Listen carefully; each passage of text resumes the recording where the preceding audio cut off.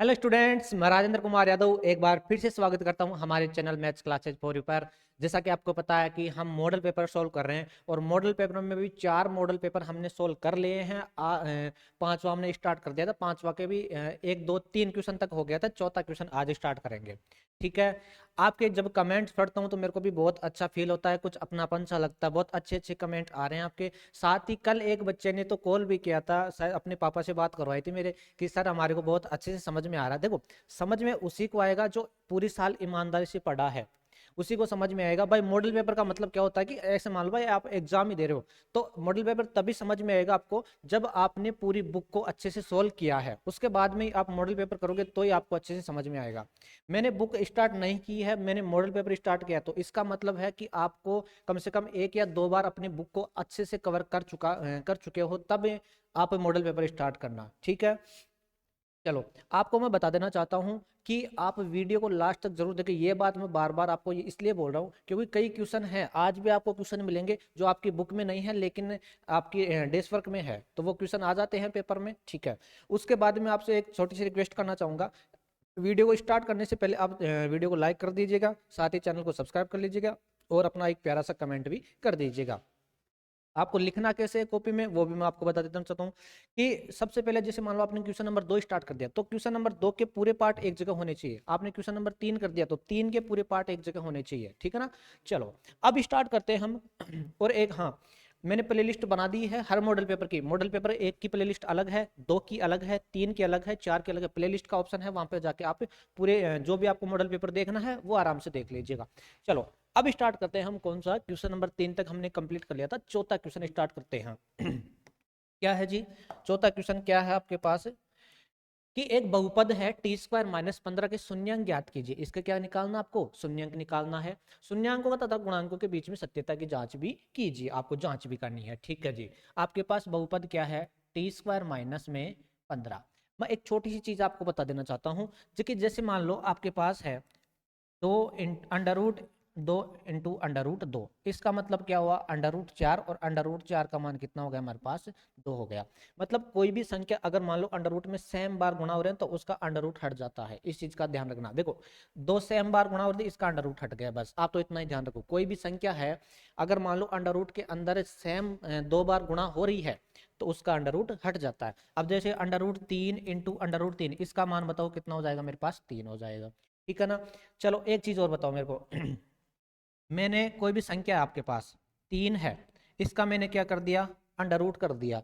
Under root करके मैंने वापस स्क्वायर कर दिया। इसका मतलब क्या हुआ भाई? अंडर रूट से स्क्वायर कैंसिल हो गया, वापस वही 3 मिल गया मेरे को, है ना। इस क्वेश्चन में काम में आएगी ये चीज, इसलिए बता रहा हूँ। जैसे मान लो आपके पास 5 है, मैंने इसके अंडर रूट लगा के स्क्वायर लगा दिया, स्क्वायर से अंडर रूट कैंसिल हो गया, वही 5 मेरे को वापस मिल गया।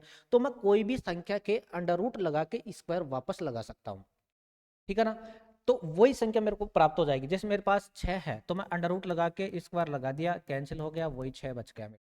कोई क्वेश्चन ऐसे भी होंगे जो एक बार में आपको समझ में नहीं आते, तो एक बार बैक करके वापस देख लिया करो। आप बार बार देखोगे आपको समझ में बिल्कुल आएगा। और इतना तो इसलिए कोई भी चीज एक बार में समझ में नहीं आती तो बैक करके आप देख लिया करो। अब जैसे यहाँ पर है, इसमें ए का मान बताओ आप। ए का मान कितना मेरे पास? 1। बी का मान बोलो क्या है मेरे पास? बी। अच्छा, बी क्या होता है? जो एक्स के या मतलब टी के साथ होगा, मतलब यहाँ पर तो टी में है द्विघात बहुपद, तो टी के साथ वाला, तो टी के साथ वाला तो कुछ है ही नहीं, तो बी का मान है हमारे पास कितना? 0। जैसे मान लो ये ऐसे होता है t² + 2t + 5। ठीक है ना। तो अब की बार फिर जैसे मान लो यहाँ पर बी का मान कितना हो जाता है हमारे पास? 2। तो लेकिन ये तो टी तो है ही नहीं, तो बी का मान कितना होगा हमारे पास? 0। सी का मान बोलो कितना है? -15। सी का मान कितना है? -15। ठीक है जी। ये तो मैंने एबीसी यहाँ पे रख दिया। चलो, एबीसी मैंने रख दिया। अच्छा, अब मैं एक काम करता हूँ कि टी का स्क्वायर है, ठीक है, माइनस इसमें 15 के अंडर रूट लगा के वापस स्क्वायर में लगा सकता हूँ, कैंसिल हो जाएगा, मतलब वही 15 ही तो है। अब एक आपने पढ़ा होगा क्या कि a² - b² क्या होता है? वो होता है a + b, और क्या होता है? a - b। ये सरसमी का आपने पढ़ी होगी। a² - b² क्या होता है? a + b और a - b। तो यहाँ पर अप्लाई कर दे, ये देखो a² - b² बन रहा है, तो a + b और a - b। तो t प्लस में अंडर रूट 15 और t माइनस में अंडर रूट 15। ठीक है। अब टुकड़े हो गए, अब 0 के बराबर कर देंगे हम। तो टी प्लस अंडर रूट 15 बराबर 0 और टी माइनस में अंडर रूट 15 बराबर 0। यहाँ से टी का मान बोलो कितना आएगा, उधर जाएगा माइनस का हो जाएगा, माइनस का अंडर रूट 15। और यहाँ से टी का मान बोलो कितना आएगा, प्लस हो जाएगा, उधर जाके अंडर रूट 15। तो ये टी के मान आ गए। अच्छा, इन्हीं को तो क्या बोलते हैं, अल्फा और बीटा बोलते हैं हम। ठीक है जी। हाँ, ये तो क्या आपके पास अल्फा है और ये क्या आपके पास बीटा है। चलो, अब अल्फा और बीटा तो आ गया। अब बताओ आपको क्या करना है, सत्यता की जांच करनी है, सत्यता की जांच करनी। तो वो भी कर लेते हैं, सत्यता की जांच। ठीक है। अब इसी के भी मैंने हाँ, एक वीडियो मैंने फॉर्मूला कंप्लीट बुक के फॉर्मूले हैं वो भी मैंने बना दिया है, आप वीडियो पर जाके देख लीजिएगा। ठीक है। सत्यता की जांच मतलब अल्फा प्लस बीटा किसके बराबर होता है, माइनस बी बटा ए के बराबर होता है। और अल्फा इंटू बीटा ये किसके बराबर होता है, सी बटा ए के बराबर होता है।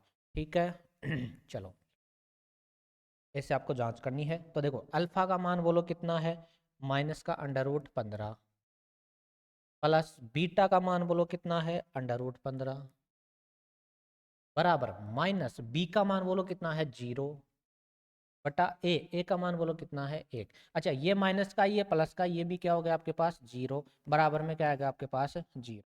ठीक है। नेक्स्ट देखो अल्फा इंटू बीटा, अल्फा का मान बोलो कितना है जी, माइनस का अंडर रूट 15, माइनस का अंडर रूट 15 इंटू बीटा कितना है जी हमारे पास, अंडर रूट 15, अंडर रूट 15 गुणा करना है बराबर सी माइनस सॉरी हाँ सी कितना हमारे पास, माइनस का 15 बटा ए कितना जी हमारे पास, 1। अच्छा, अभी मैंने बताया था कि अंडर रूट के अंदर सेम संख्या तो उसका अंडर रूट हट जाता है। ठीक है। तो ये अंडर रूट हट जाएगा, क्या बनेगा हमारे पास, माइनस का 15। ठीक है। और बराबर में भी क्या आपके पास, माइनस का 15। तो ये भी दोनों पक्ष क्या आ गए हमारे पास बराबर। माइनस का 15 क्यों आए भाई, 15 को अंडर रूट 15 को 15 से गुणा करेंगे 15 हो जाएगा, लेकिन ये माइनस भी तो है, उधर भी माइनस। तो ये दोनों पक्ष क्या हो गए, बराबर हमारे पास हो गए। ठीक है। हाँ। चलो, तो ये कौन सा हो गया हमारे पास, क्वेश्चन नंबर 4 हो गया। ठीक है। सबसे पहले हमारे को एक चीज का पता होना चाहिए भाई, यहाँ पर 15 को हम क्या लिखेंगे, अंडर रूट लगा के स्क्वायर, जिससे क्या बनेगा मेरे पास, ए प्लस बी और ए माइनस बी बनेगा। उसके बाद में अल्फा और बीटा आ गया और सत्यता की जांच अपने कर दी। चलो, इसका स्क्रीनशॉट ले लो, फिर आगे चलता हूँ। हाँ जी, नेक्स्ट देखो क्या है हमारे पास, पांचवा क्वेश्चन क्या है।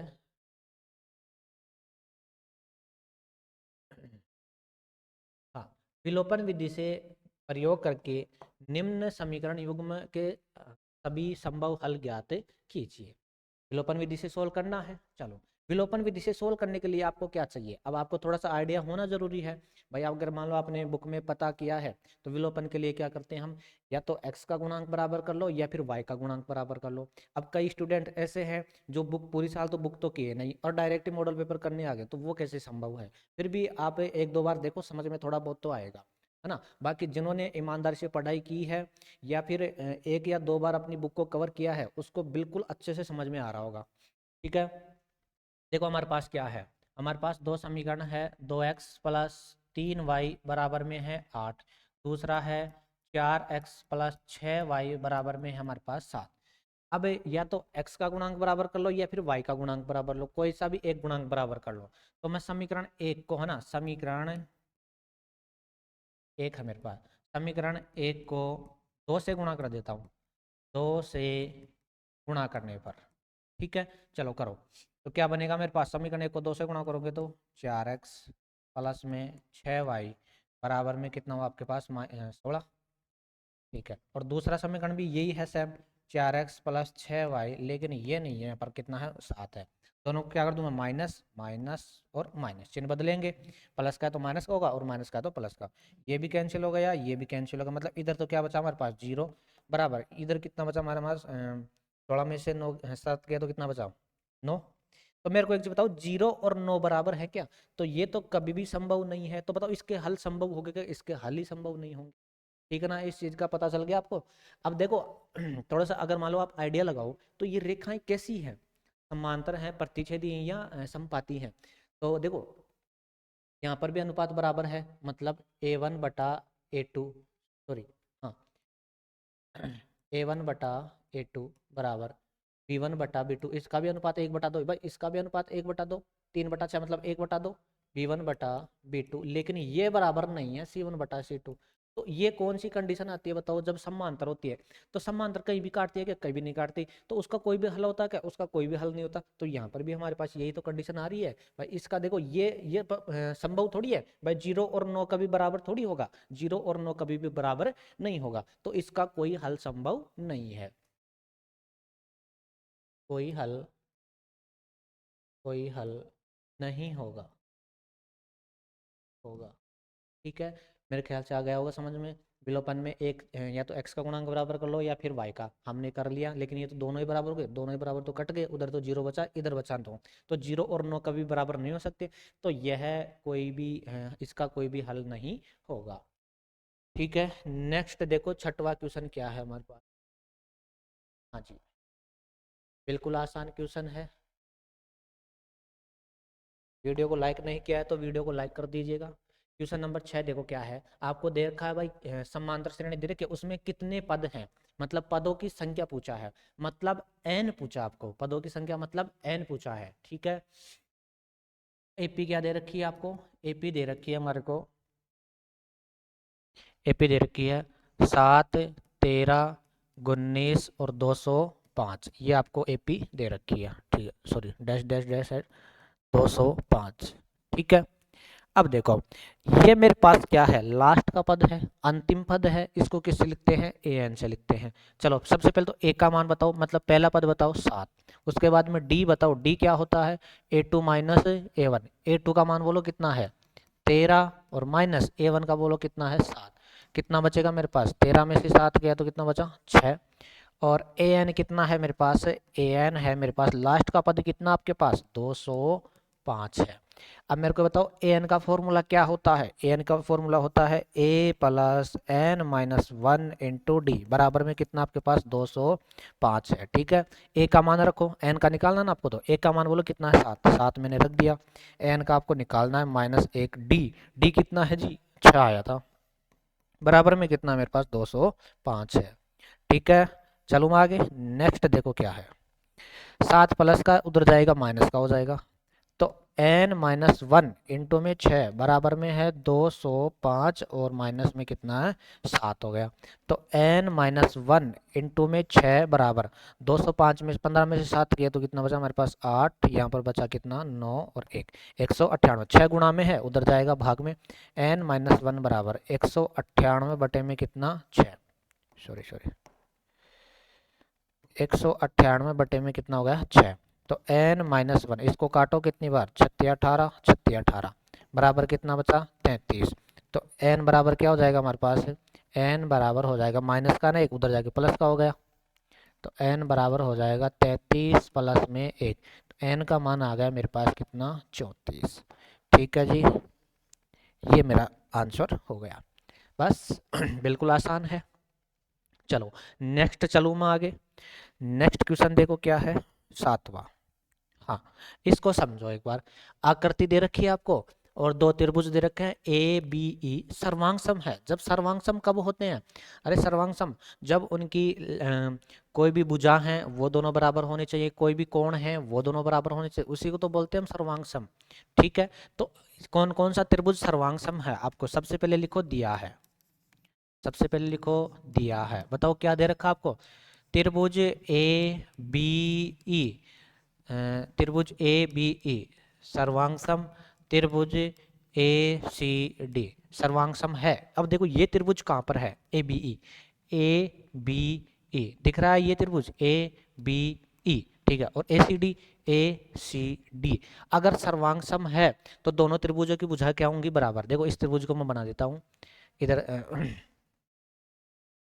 एक तो ऐसे त्रिभुज है और दूसरा आपके पास कैसे है, ऐसे त्रिभुज है, इसका नाम है ए, यहाँ पर है बी और यहाँ पर है ई, इसका नाम है ए, यहाँ पर है डी और यहाँ पर है क्या आपके पास सी, तो दोनों त्रिभुज सर्वांग सम है। तो ए बी किसके बराबर होगा, ए बी किसके बराबर होगा, ए बी ए सी के बराबर होगा, ए बी किसके बराबर होगा, ए सी के बराबर होगा, साथ ही ए डी है ना किसके बराबर हो जाएगा, ए ई के, ए डी किसके बराबर हो जाएगा आपके पास, ए के हो जाएगा। ये आपके पास इसको मान लो समीकरण 1, इसको मान लो आप समीकरण 2। ठीक है, चलो अब मेरे को एक बात आपको सिद्ध क्या करना है, सिद्ध करना है। बताओ क्या सिद्ध करना है, कि त्रिभुज ए डी ई समरूप होना चाहिए त्रिभुज ए बी सी के। अभी तक मैंने मेरे मन से कुछ भी नहीं लिखा है, जो मेरे को चीज दे रखी थी उसी को मैंने लिखा है। क्या कि ये सर्वांग सम दे रखा था, तो इनकी भुजाएं आपस में क्या कर दी मैंने, बराबर कर दी भाई। ए बी किसके बराबर हो गया, ए सी के, और ए डी किसके बराबर हो गया, ई के बराबर हो गया। ठीक है, उसके बाद में मैंने लिखा है कि आपको ये सिद्ध करना है, ये भी मैंने देख लिखा। अब देखो उत्पत्ति,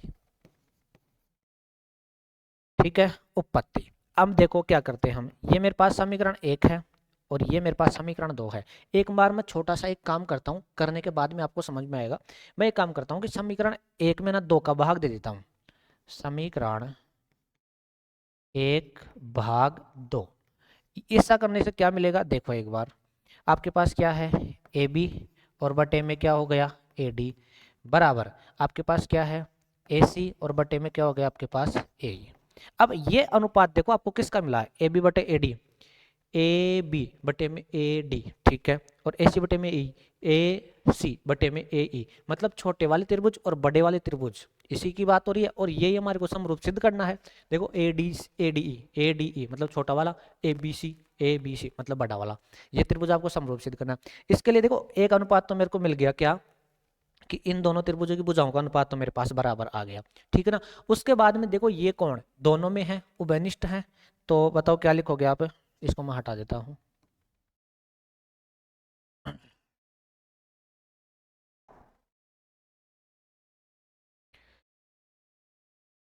उसके बाद हम लिखेंगे कि कोण ए बराबर क्या है, मेरे पास कोण ए क्यों है, उभयनिष्ठ है, उभयनिष्ठ, ठीक है। चलो अब देखो भुजाओं का अनुपात बराबर आ गया, एक कोण बराबर आ गया, तो किस नियम से दोनों त्रिभुज समरूप हो जाएंगे, एस ए एस। भुजा को क्या बोलते हैं, एस, कोण को क्या बोलते हैं, ए, और वापस क्या है आपके पास भुजा, एस ए एस नियम से, नियम से, नियम से बताओ कौन कौन सा त्रिभुज, त्रिभुज ए डी ई, इसी की तो बात हुई थी, समरूप हो गया किसके, ए बी सी के, ए बी सी, ठीक है। यही आपको क्या करना था, प्रूव करना था। हमने क्या किया, हमारे को सर्वांग सम दे रखा था, भुजाएं बराबर कर दी, ठीक है। उसके बाद में जिस त्रिभुज की ये आपको सिद्ध करना था, फिर हमने समीकरण 1 में 2 का भाग दे दिया। इससे क्या मिला कि दोनों त्रिभुजों की भुजाओं का अनुपात मिल गया, और एक कोण भी क्या आ गया आपके पास, उभयनिष्ठ है, तो हो गया सिद्ध। चलो नेक्स्ट क्वेश्चन देखो क्या हमारे पास 8वां। हाँ जी, यदि एबीसी निर्देशांक क्रम से ये है, ठीक है जी, x का मान ज्ञात कीजिए जबकि ए बी बराबर आपको BC, मतलब ए बी के बीच की दूरी बराबर BC के बीच की दूरी, ये आपको दे रखा है, ठीक है जी। चलो तो आपके पास पॉइंट क्या क्या है, यहाँ पे मैं लिख लेता हूँ। ये तो है 6, -1 है, ये है 1, 3 है, और ये आपके पास x, 8 है। तो अब x का मान ज्ञात करना है। ये आपके पास a, ये आपके पास b है, और ये आपके पास c है। अब बताओ ए बी बराबर आपको क्या दे रखा है, बी सी आपको दे रखा है। ए बी के लिए फॉर्मूला रखो, क्या होता है, दो बिंदुओं के बीच की दूरी का x2 माइनस में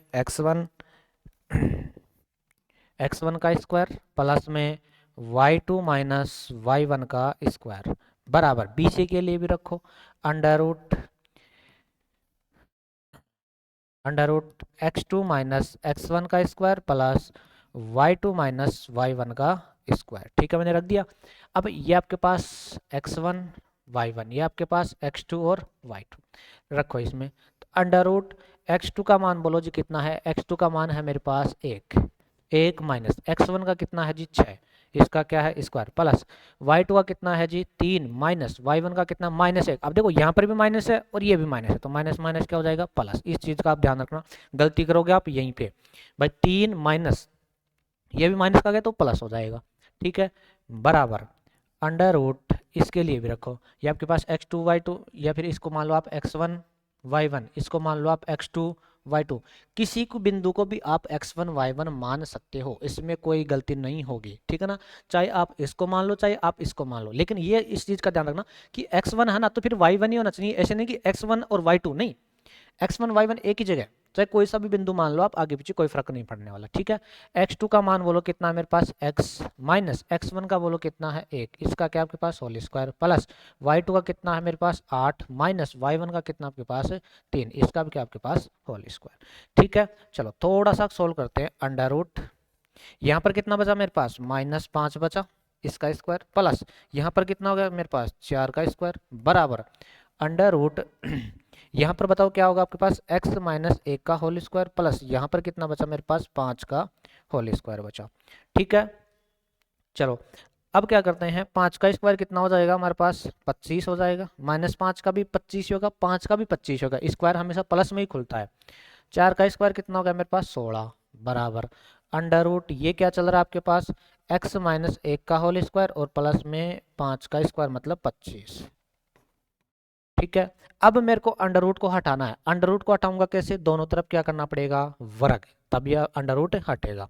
दोनों तरफ क्या कर देंगे हम वर्ग कर देंगे, दोनों तरफ क्या कर देंगे वर्ग करने पर, वर्ग करने पर देखो उस साइड भी करूंगा, उस साइड है मेरे पास अंडर रूट में 25 प्लस 16 का स्क्वायर, बराबर इस साइड भी है मेरे पास क्या x माइनस 1 का होल स्क्वायर और प्लस में कितना 25, इसका भी क्या मेरे पास स्क्वायर, स्क्वायर से अंडर रूट कैंसिल, स्क्वायर से अंडर रूट कैंसिल, क्या बचा 25 प्लस 16 बराबर में x माइनस 1 का होल स्क्वायर और प्लस में कितना 25, 25 से 25 को भी काट दो तो बराबर के सेम है ना दोनों साइड, चिन्ह भी सेम होना चाहिए, संख्या भी, उसको हम काट सकते हैं। क्या बचा हमारे पास 16 बराबर x माइनस 1 का होल स्क्वायर। अब मैंने कल भी आपको वीडियो में बताया था, उससे पहले भी मैंने जो फॉर्मूला है उसमें बताया था कि अगर मान लो इधर स्क्वायर में है ना तो वो इस साइड आता तो अंडर रूट में आता है, ठीक है। तो देखो x माइनस 1 बराबर अंडर रूट में आ जाएगा अंडर रूट 16, अंडर रूट 16 का मान कितना होता है +-4, तो x माइनस 1 बराबर क्या होगा +-4। अब एक बार हम किसका लेके सोल्व कर देते हैं प्लस का, और एक बार किसका लेके सोल्व कर देते हैं माइनस का, ठीक है। देखो हाँ जी प्लस का सोल्व लेंगे, 4 को प्लस का ले लें तो x माइनस 1 बराबर कितना 4, ये माइनस का उधर जाएगा प्लस का हो जाएगा, x बराबर 1 तो कितना आ गया मेरे पास 5 आ गया। एक बार माइनस का लेके सोल्व कर देते हैं तो x माइनस 1 बराबर -4, ये उधर जाके प्लस हो जाएगा तो x माइनस x बराबर -4 और प्लस का 1, तो x बराबर अब की बार बचा -3, अब की बार कितना बचा -3, ठीक है। ये इसका आंसर हो गया। देखो हमने क्या किया आपको दूरियां बराबर दे रखी थी, ठीक है। चलो इसका हमने क्या रख दिया, इसका हमने क्या रख दिया सूत्र रख दिया, फिर क्या रखा मान रख दिया, उसके बाद में दोनों तरफ क्या कर दिया स्क्वायर कर दिया, 25 से 25 कैंसिल, स्क्वायर में अंडर रूट में आ गया। अब x का मान +-4 आ गया तो एक बार तो प्लस का ले लेंगे और एक बार माइनस का ले लेंगे, ठीक है। नेक्स्ट क्वेश्चन देखो हमारे पास, हाँ जी 9वां क्वेश्चन क्या है मेरे पास, यदि साइन ए माइनस बी बराबर है मेरे पास कितना 1/2 और कॉस ए प्लस बी ये कितना है आपके पास 1/2, ठीक है। इसको मैं अभी आपको बताऊंगा कि ये क्या लिखा हुआ है, तो आपको ए और बी आपको मान चाहिए, ए का मान चाहिए और बी का मान चाहिए आपको, ठीक है। चलो तो मेरे को एक चीज बताओ, साइन इसको लिखो एक बार ए माइनस बी बराबर साइन 1/2 कहाँ पर होता है, ये चीज बताओ। साइन 1/2 कहाँ पर होता है, साइन 1/2 कितने पर होता है 30 डिग्री पर होता है, तो कितना हो जाएगा ये साइन 30, साइन 1/2 को मैं साइन 30 लिख सकता हूँ भाई, 1/2 किसका मान होता है साइन 30 का ही होता है, ठीक है। साइन से साइन कैंसिल, क्या बचा आपके पास a माइनस बी बराबर में कितना 30 डिग्री। ये क्वेश्चन बहुत इंपॉर्टेंट है, आ सकता है, इस चीज का ध्यान रखना। उसके बाद में इधर आओ, कॉस ए प्लस बी बराबर बताओ 1/2, तो कोस 1/2 कहाँ पर होता है, कोस 1/2 कितने डिग्री पर होता है 60 डिग्री पर होता है, तो इसको मैं क्या लिख सकता हूँ कोस 60, कोस से कोस कैंसिल, क्या बचा आपके पास a प्लस बी बराबर में कितना 60, ये आपका पास समीकरण 2। अब 1 और 2 को आप जोड़ दो तो a माइनस बी बराबर में है 30 डिग्री और a प्लस बी बराबर में है कितना 60 डिग्री। भाई देखो इनका चिन्ह अलग अलग है पहले, तो अब चिन्ह बदलने की जरूरत नहीं है। चिन्ह कब बदलते हैं? जब सबका चिन्ह सेम रहता है ना, तब बदलते हैं, लेकिन इनका तो पहले ही अलग अलग, तो ये तो क्या हो जाएगा, कट हो जाएगा। a और a कितना हो गया 2a बराबर में 30 और 60 कितना हो गया मेरे पास 90। तो a का मान बोलो कितना आ जाएगा 90/2 मतलब कितना 45 डिग्री। ठीक है, a का मान आ गया। अब a का मान चाहे आप समीकरण 1 में रख दो या फिर समीकरण 2 में रख दो। ठीक है, a का मान समीकरण किस में रख दूं मैं, चलो 1 में रख देता हूँ। एक समीकरण ये रहा, या फिर 2 में आसान पड़ेगा। ठीक है 2 में रख दो, चलो 2 में आसान पड़ेगा, इधर माइनस को काटना पड़ेगा। तो a का मान कितना मेरे पास 45 प्लस में है b बराबर में बोलो कितना है 60, प्लस में उधर जाएगा माइनस में हो जाएगा। तो b बराबर बचा मेरे पास 60 माइनस में 45, तो b का मान कितना बचा मेरे पास 15 डिग्री। b का मान कितना बचा 15 डिग्री। अब देखो ये क्या बोल रहा है कि a प्लस बी है ना 0 से तो बड़ा है और 90 से छोटा है, ऐसे ही तो बोल रहा है a प्लस बी 0 से तो बड़ा है और 90 से छोटा, तो ये तो है भाई। a और b को जोड़ के देख लो कितना बन रहा है आपके पास 45 और 60 ही तो बना है, तो ये 90 से छोटा ही तो है और 0 से बड़ा भी है, बस ये बात कह रहा है। ठीक है ना, तो आप इनको आपको उस बात पर ध्यान मत दो। आप तो ये देखो भाई कितने पर मान होता है, कैंसिल हो गया, दोनों समीकरणों को जोड़ दिया और a और b हमारे को मिल गया। चलो स्क्रीनशॉट ले लो फिर आगे चलते हैं। नेक्स्ट क्वेश्चन हमारे पास 10वां, सिद्ध कीजिए कि वृत्त के एक बिंदु से स्पर्श रेखा स्पर्श बिंदु से जाने वाली त्रिज्या पर क्या होती है, लंब होती है। ये ऐसे बोल रहा है कि जैसे मान लो ये आपके पास कोई क्या है वृत्त है, इसमें लिखना कुछ नहीं है, और ये उसकी क्या है कोई स्पर्श रेखा है, और ये क्या है उसकी त्रिज्या। अब आपको तो पता है भाई ये 90 डिग्री पर मिलते हैं, लेकिन आपको ये क्या करना है प्रूव करना है। मैं इस लाइन पर है ना, इस लाइन पर आप कोई भी बिंदु ले लो। अब देखो 90 डिग्री पर होगा तो मतलब समकोण त्रिभुज बनता है। अच्छा, समकोण त्रिभुज की सबसे खास बात क्या होती है, समकोण त्रिभुज की सबसे खास बात ये होती है कि उसकी जो कर्ण है ना, कर्ण है वो सबसे बड़ा होता है। कर्ण क्या होता है, सबसे बड़ा होता है। ठीक है ना, अगर मान लो कर्ण सबसे बड़ा आ गया तो हम बोल देंगे भाई ये क्या है, समकोण त्रिभुज है। ठीक है ना, तो मैं एक यहाँ पर कोई बिंदु लेता हूँ, इसको मिला देता हूँ मैं एक बार, नाम दे दो एक बार इनको, इसको नाम दे दो ए, इसको नाम दे दो आप बी, इसको नाम दे दो आप ओ, इसको नाम दे दो आप पी, और इसको नाम दे दो Q। ठीक है, चलो तो सबसे पहले आप ऐसे लिख दो भाई दिया है, या फिर हाँ लिख दो दिया है। क्या दिया आपको भाई, एक वृत्त पर स्पर्श रेखा ए बी दी है, वृत्त पर स्पर्श रेखा ए बी है। ठीक है, ये आपको दे रखे ना भाई स्पर्श रेखा है। उसके बाद में लिखो आपको सिद्ध करना है, सिद्ध करना है। सिद्ध क्या करना है आपको भाई, कोण पी है ना वो कितना डिग्री होना चाहिए 90 डिग्री।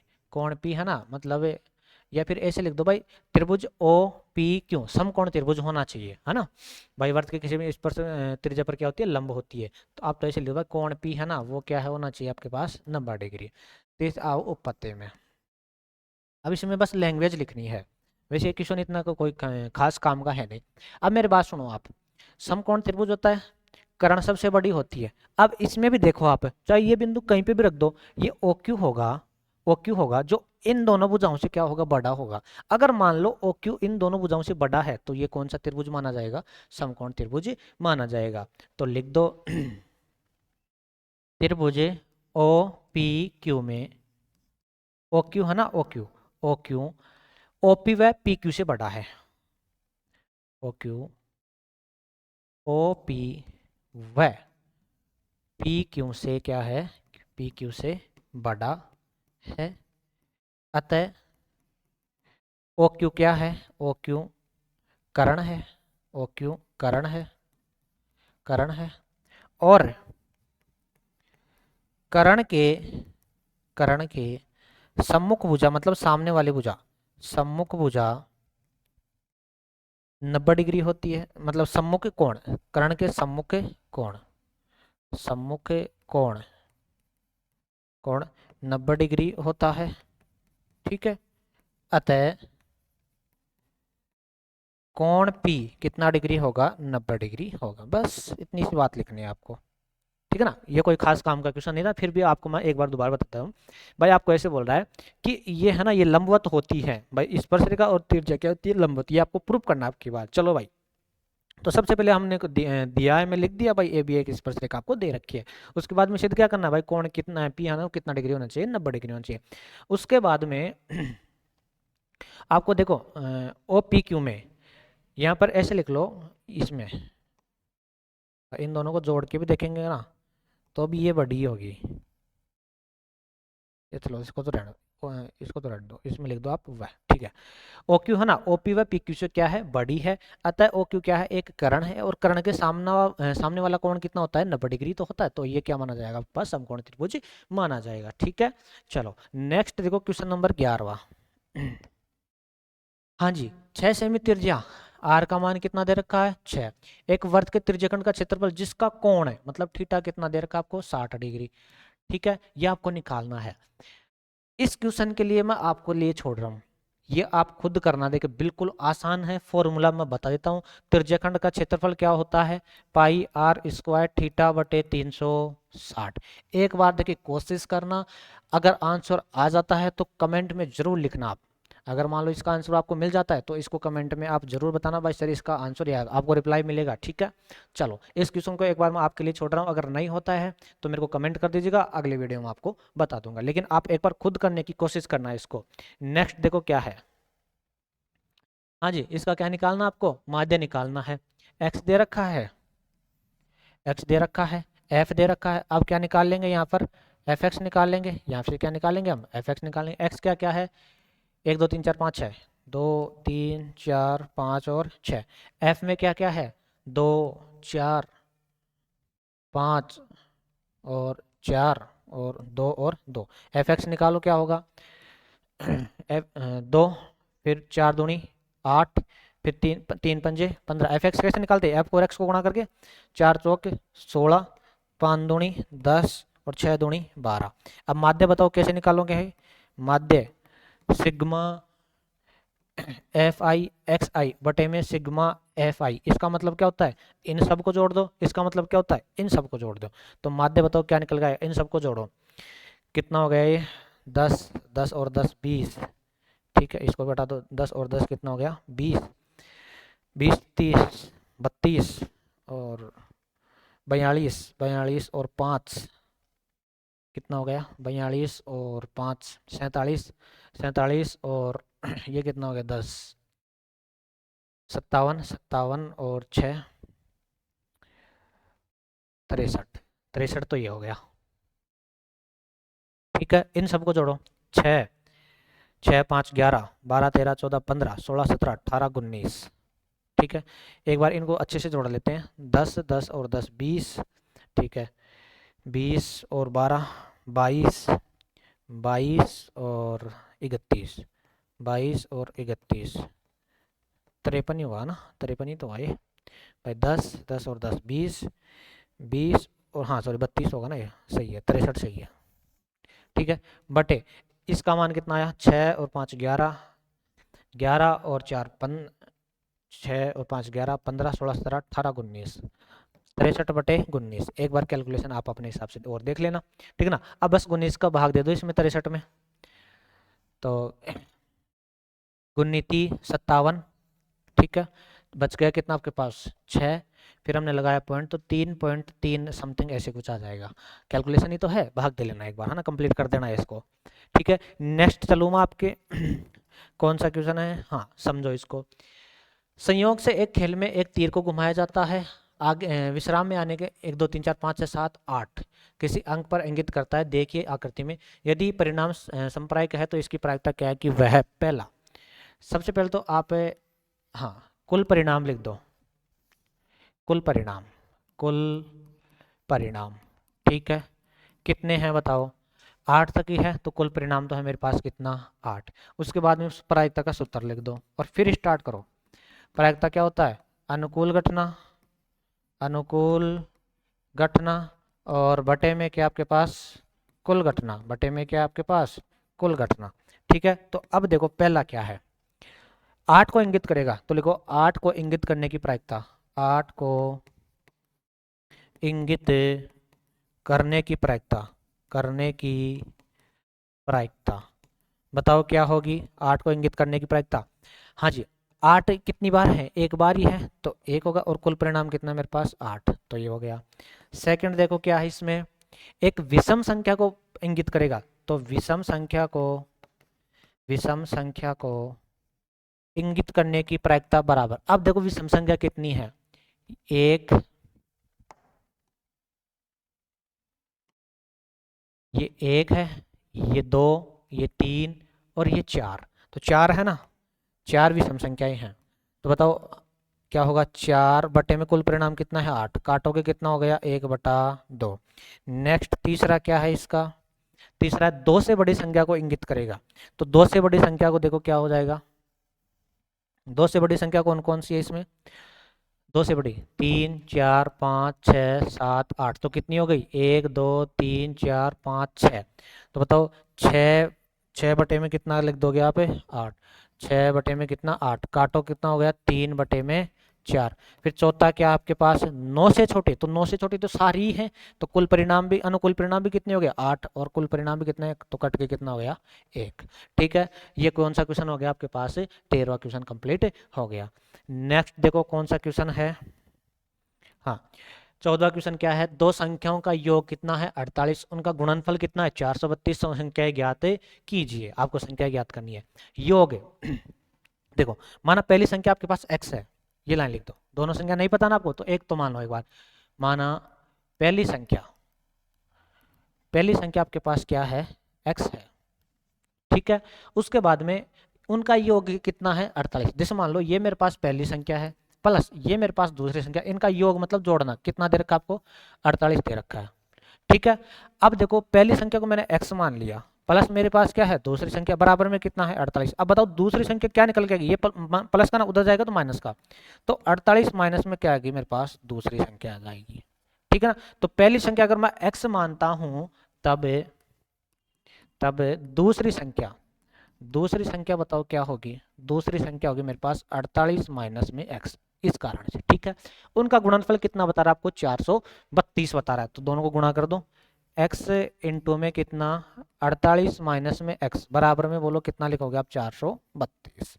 ठीक है, चलो अब सोल्व कर दें इसको, x को अंदर गुणा करो तो क्या हुआ आपके पास 48x माइनस x को x के साथ करेंगे x स्क्वायर बराबर में कितना है 432, इसको भी सबसे पहले x स्क्वायर को लिखो, लेकिन माइनस का है तो लिख दो माइनस का x स्क्वायर, फिर कितना आपके पास प्लस में 48x, ये इधर आएगा माइनस को जाएगा, माइनस में 432 बराबर में कौन रह गया आपके पास 0, इसको माइनस का थोड़ी रखते हैं, तो माइनस कॉमन ले लो यहाँ से, क्या बना आपके पास x स्क्वायर प्लस में 48x और माइनस में 432 बराबर में क्या आपके पास 0, माइनस को किस में भेज दो आप 0 में भेज दो।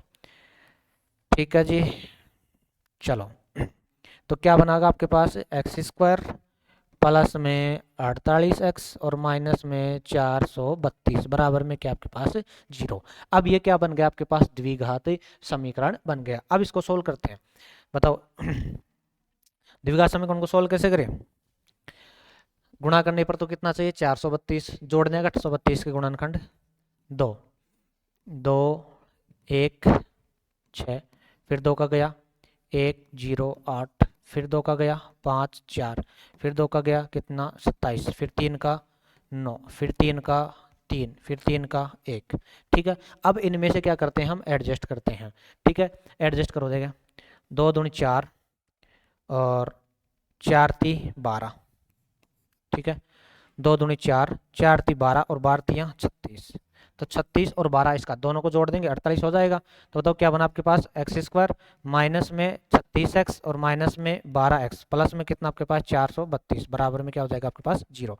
यहाँ से x कॉमन आ जाएगा, क्या बनेगा x माइनस में 36 माइनस माइनस कॉमन लो क्योंकि यहाँ पर पहले माइनस है, साथ में 12 भी कॉमन आ जाएगा, 12 भी कॉमन ले लो। ठीक है, क्या बनेगा आपके पास x और माइनस में कितना 36, भाई 36 का और 12 का गुणा ही तो 432 है, तो 12 हमने निकाल लिया कितना होता है 36, दोनों जगह सेम है कॉमन ले लो, x माइनस 36 हमने कॉमन ले लिया, क्या बना आपके पास x माइनस 12। अब दोनों को क्या कर देंगे हम 0, तो x माइनस 36 बराबर 0 और x माइनस 12 बराबर 0। अब एक जगह x का मान कितना आ गया 36 और 12 आ जाएगा। ठीक है ना, ऐसे सोल्व हो जाएगा। इसका सेकंड करना देंगे बैटरी डिस होगी, इसलिए इसका सेकंड करना अगर नहीं होता है तो अगले हम जो वीडियो बनाएंगे उसमें देख लेंगे। चैनल को लास्ट में आ गए तो चैनल को सब्सक्राइब जरूर करके जाना। Thank you.